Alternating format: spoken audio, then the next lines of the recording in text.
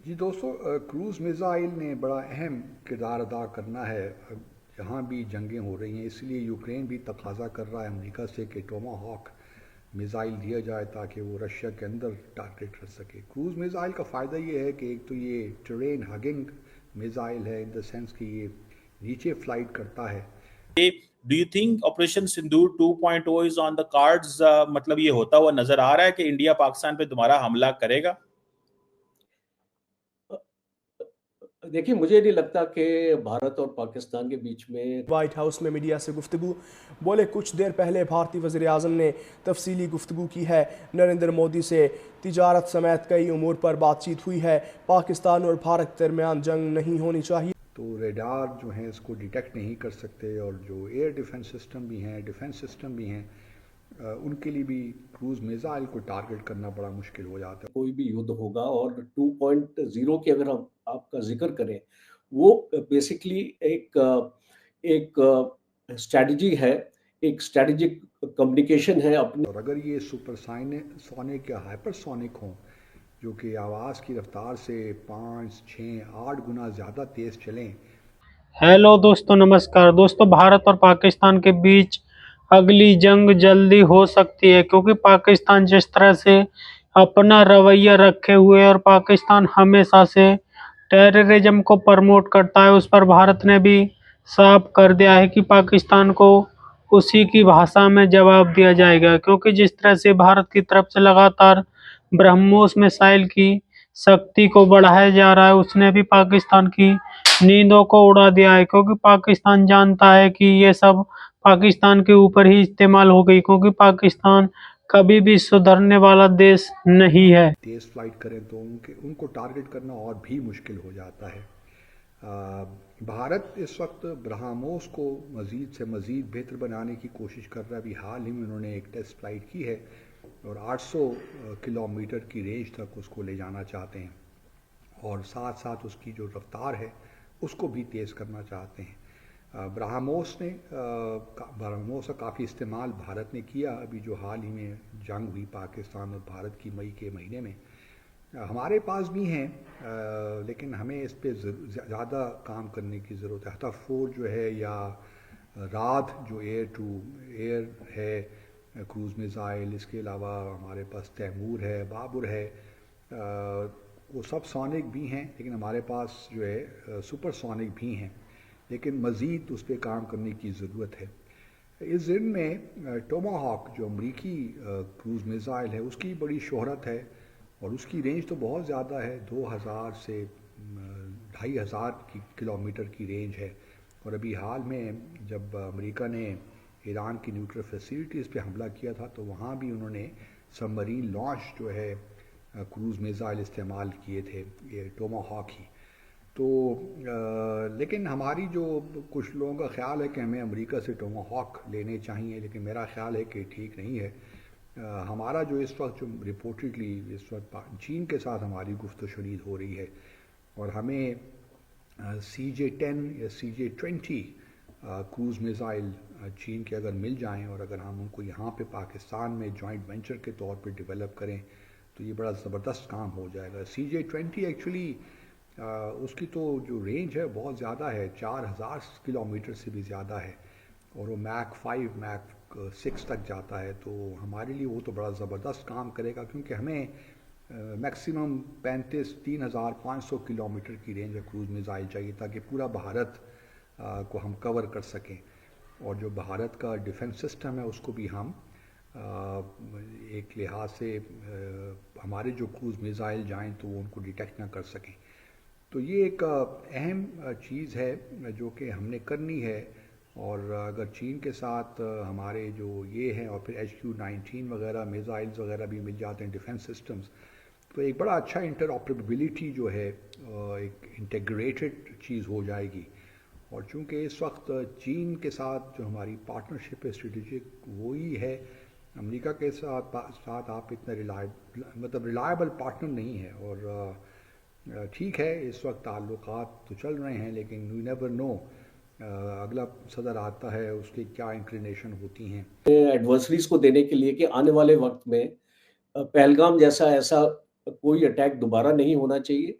और एक मैसेजिंग है हमारी फौज के लिए भी, हमको हमेशा एक स्टेट ऑफ ऑपरेशनल रेडीनेस में रहने की जरूरत है। और इसलिए आपने देखा कि ये जितने भी मिसाइल टेस्ट भी हो रहे हैं हमारे, अगर आपने अग्नि प्राइम का भी देखा है, आपने इसको बाकी भी हमारी जो मिसाइल्स हैं, इसको आकाश प्राइम का भी टेस्ट हुआ इस साल, और इसको ब्रह्मोस का 800 की बात हो रही है। तो ये क्यों कर रहे हैं, ये क्यों कर रहे हैं, ब्रह्मोस 800 क्यों कर रहे हैं जनरल साहब? इसकी भी वजह यही है कि जो पाकिस्तान ने अगले दिन फतह 800 का किया है तजर्बा, तो नहीं, इसी को नहीं, देखते हुए इंडिया ने भी कहा है कि हम भी ब्रह्मोस 800 किलोमीटर का लें। नहीं, इसका कुछ नहीं। एक्चुअली बेसिकली देखिए, आपको जो स्ट्रेंथ आपके एडवर्सरीज की है, आपको उसके साथ अपनी स्ट्रेंथ को मैच करना पड़ेगा। अब ये जो 800 है इस ब्रह्मोस का, ये खास तौर पे चाइना की तरफ इसका ओरिएंटेशन है, बिकॉज पाकिस्तान को तो 200-250 किलोमीटर 300 किलोमीटर तक कवर हो जाता है ब्रह्मोस का, जो 400 किलोमीटर का और S-400 का जो दायरा है। तो बेसिकली जो कार निकोबार आइलैंड्स हैं, अगर आप वहां पे एक ब्रह्मोस अपनी डिप्लॉय करेंगे तो वो स्ट्रेट ऑफ मलक्का तक आपको रेंज देती है।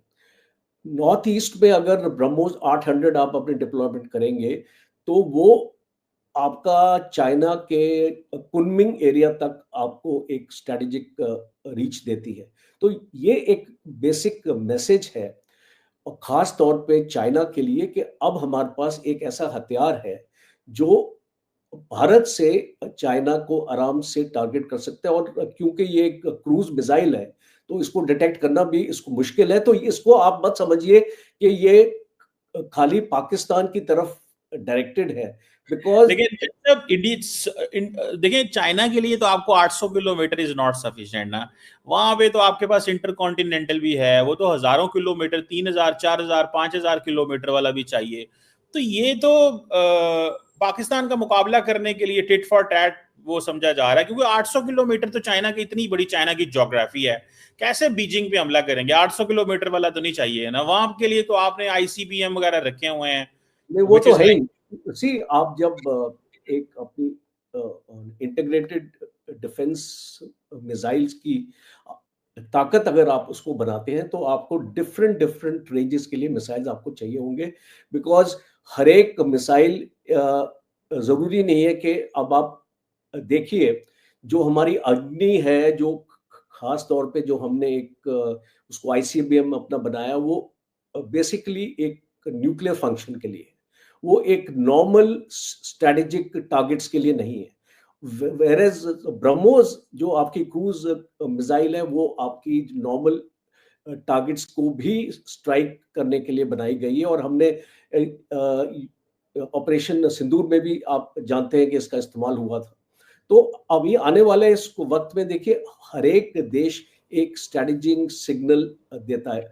आपने भी अपनी स्ट्रेटेजिक सिग्नल अपना दिए कि जब से आप अपनी हतफ इस मिसाइल्स और आपकी शहीन 3 मिसाइल्स आपके पास हैं, वो भी आप टाइम पे टाइम आप उसका टेस्ट अपना करते रहते हैं, और एक स्ट्रेटेजिक सिग्नलिंग भारत को भी देते हैं कि हमारे पास भी ऐसी क्षमता है कि 2750 किलोमीटर की हमारे पास भी मिसाइल है और हम भी स्ट्राइक कर सकते हैं। तो भारत का भी राइट है कि वो भी आपको स्ट्रेटेजिक सिग्नलिंग अपना करता रहे अगेन एंड अगेन। और जब आपके चीफ एक न्यूक्लियर स्ट्राइक की बात करते हैं कि हम भारत के ऊपर न्यूक्लियर स्ट्राइक करेंगे, तो ऑटोमेटिकली जो हमारे रक्षा मंत्री हैं वो भी आपको बताएंगे कि ब्रह्मोस पाकिस्तान का कोना कोना तक आपके पहुंच सकता है। तो ये एक पॉलिटिकल मैसेजिंग चल रही है, जो अनफॉर्चुनेटली आपके देश में जो आपकी पॉलिटिकल मैसेजिंग है वो मिलिट्री लीडरशिप करती है, और हमारे देश में जो हमारी पॉलिटिकल मैसेजिंग है वो हमारी पॉलिटिकल लीडरशिप करती है। दोस्तों, जिस तरह से भारत और पाकिस्तान के बीच इस वक्त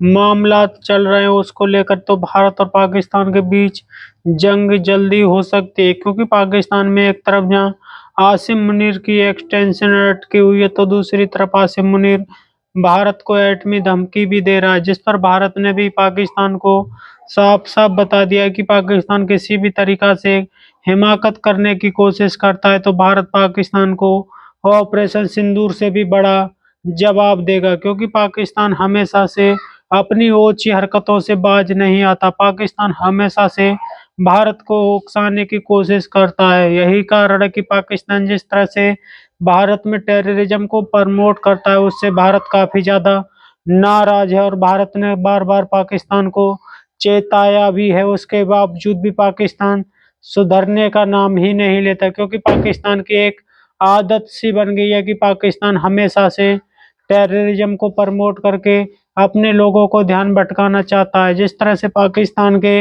इकोनॉमिक हालात हैं, उस पर पाकिस्तान की जनता का कोई ध्यान नहीं रहता। पाकिस्तान की फौज का सारा ध्यान कश्मीर पर पाकिस्तान की जनता का लगा देती है, जिससे पाकिस्तान की फौज का भी बजट बढ़ जाता है और पाकिस्तान की जनता आसानी से पाकिस्तान की फौज की बात को मान जाती है। तो दोस्तों, हमारी वीडियो कैसी लगी कमेंट में जरूर बताएं। यदि आप चैनल पर नए, चैनल को सब्सक्राइब जरूर करें। धन्यवाद।